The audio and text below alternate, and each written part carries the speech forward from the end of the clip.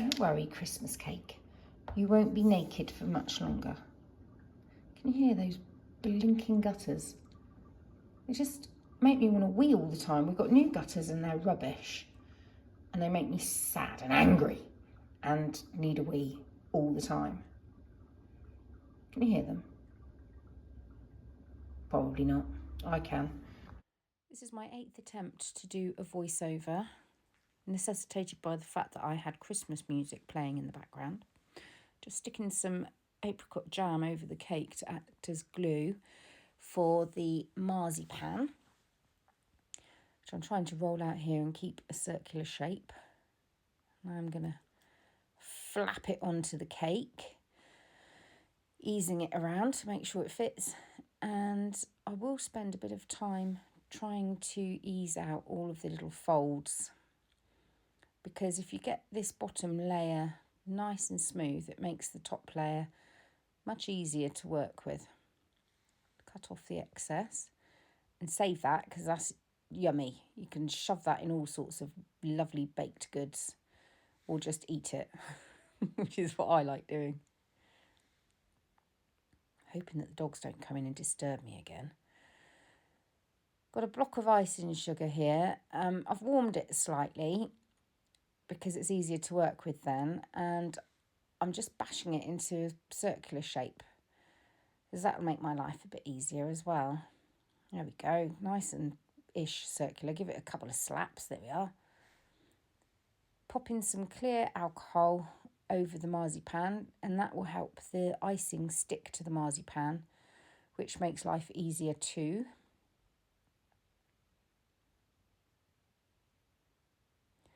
I do find that working with thicker icing and thicker marzipan is easier. Doesn't necessarily make for the most delicious cake. It does make the balance a bit out of kilter. Just giving it a smooth. I find it hard to know when to stop with the smoothing, because I really enjoy it. Did all right here, didn't I? The only little bit of excess I needed to cut off was that little bit there. Just check that it's looking all right, and then I shall stick a ribbon on in a second if I can stop myself from overdoing the smoothing, because I just love it.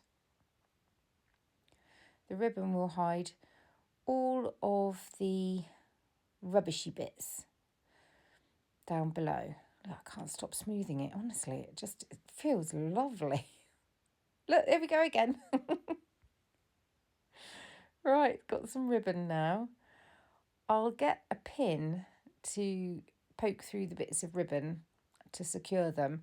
I'll give the pin a really good clean, and it won't be one of those small pins. It will be a really big, obvious pin. You don't want anyone eating a dressmaker's pin.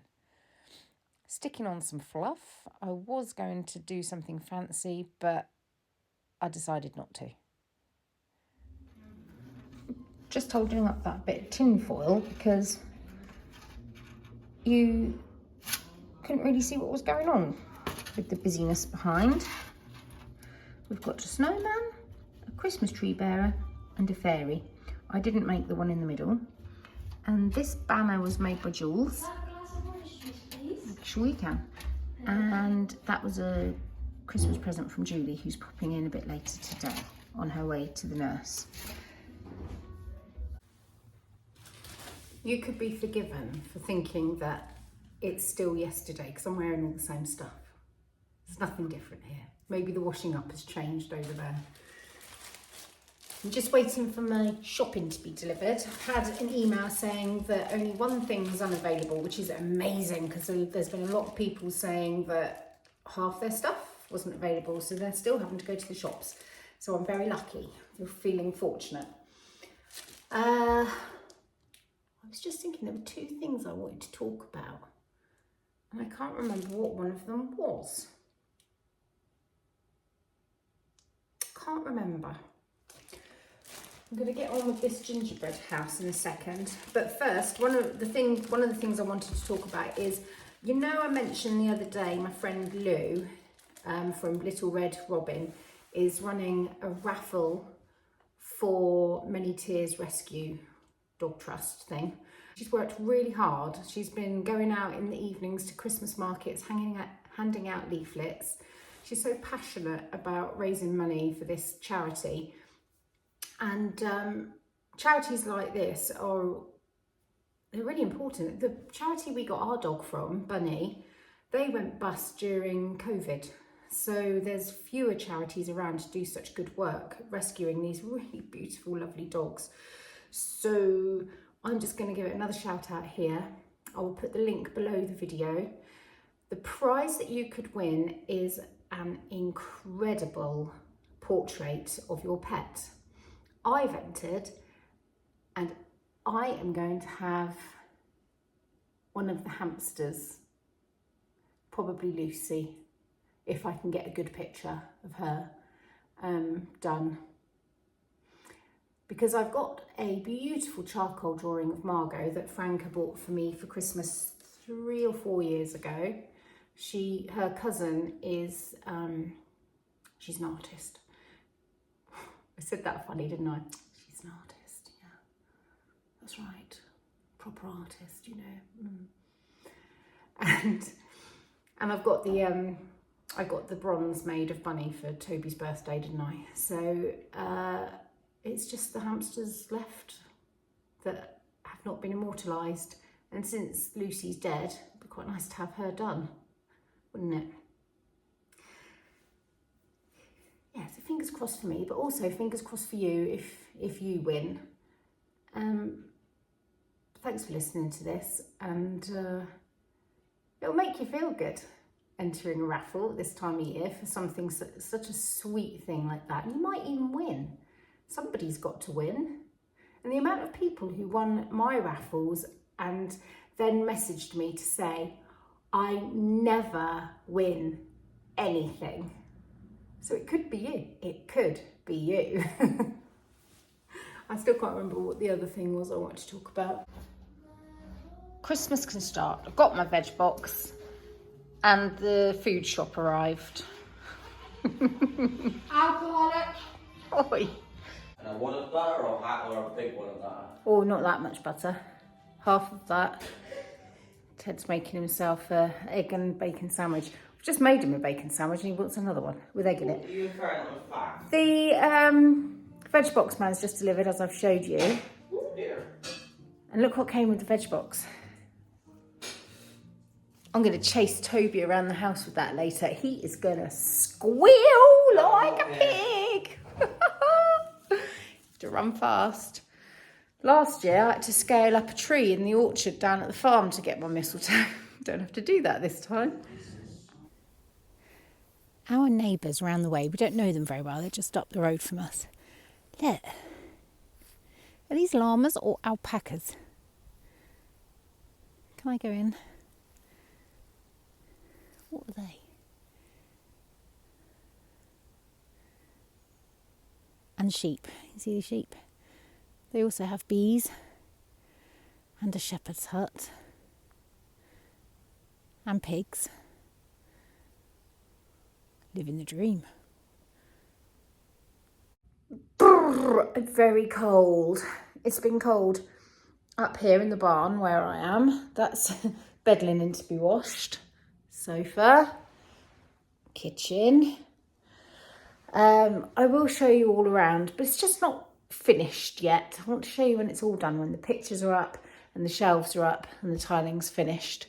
And, you know, it's got some cosy comforts. It's basically at the moment just somewhere for people to lay their head at night because we don't have enough bedrooms in the house. I've had a really good day, but things haven't gone quite to plan.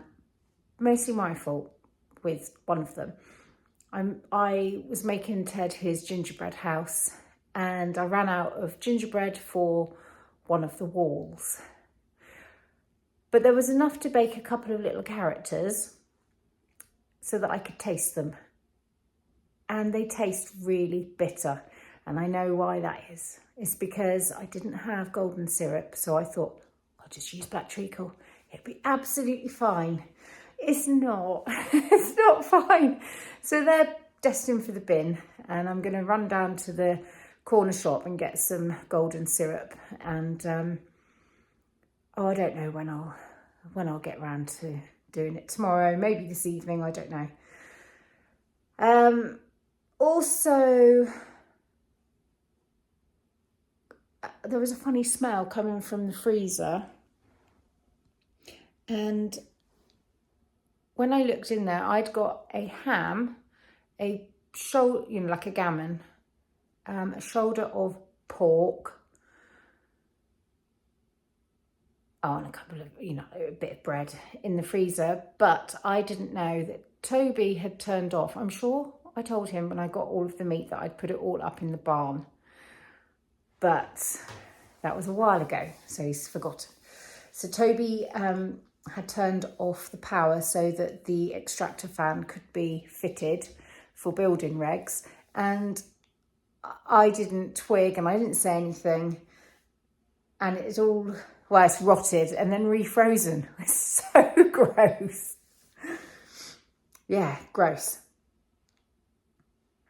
Oh, that was the other thing. I unwrapped the shelves that I got for the kitchen, and the big long one's got this really nasty yellow hue on it, and I can't get a picture to take the photograph to capture the colour accurately.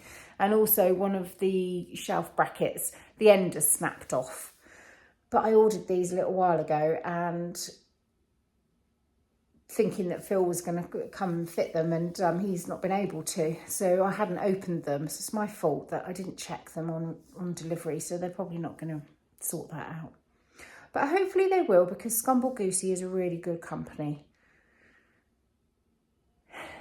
It'll be fine. I'm sure it'll be fine. Right, so I'm now going to, I need to cook supper. It's like a bomb's gone off in the kitchen. I think finally the orange peel thingies. Mum, you left me a message on my last video saying, will you make some for me? Do you mean the cranberry sauce, the orange lemon peels, or the gingerbread? Because I was making 3 things. So what's the thing you want me to make for you? I don't know what you want. There's 3 options. Do you want all 3?